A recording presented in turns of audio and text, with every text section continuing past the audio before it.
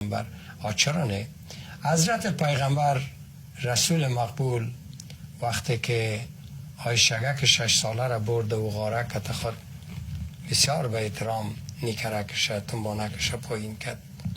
حضرت رسول مقبول وقتی که به خانه های یهودای بیچاره حمله میکرد و چور منداختشان، رسول مقبول در یک روز 900 یهودی را که کار کند در بازار مدینه پیش فامیلایش حلال کرد.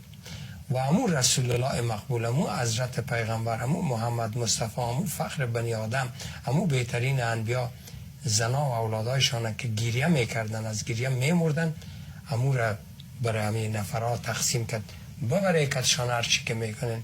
بسیار رسول الله پاک آدم بود، بسیار مبارک آدم بود. این دندان مبارکش که شکسته بود میدیدین، اعظمی دان رسول الله رقم دان ما نبود، ازش چراغ نور میداد.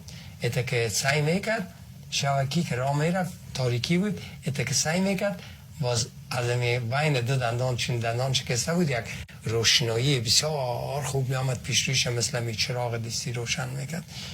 شگک در حدیث آورده که ما وقتی که شو جای منداختم دیده نمیتونستم رسول الله را میگفتم یا رسول الله دان تواس کویسو، ایتا که میکرد یک روشنایی از نور مبارک می آمد. همیشه شما نام رسول الله را باید بسیار به احترام یاد کنین. او رسول مقبول بود، او خو یک آدم عادی نبود. این کافرای مثل شفیع عیار مرتد که آمدن رسول الله ما را میگن، کتاب ما را میگن، این کتاب ایسایی که 1.2 بیلیون نفری را ایمان داره یا نمیفهمن، یک همی کل مرتد میفهمن، نواوا ای نمیفهمه شما را از راه میکشه. این آقای محترم خوش شدین.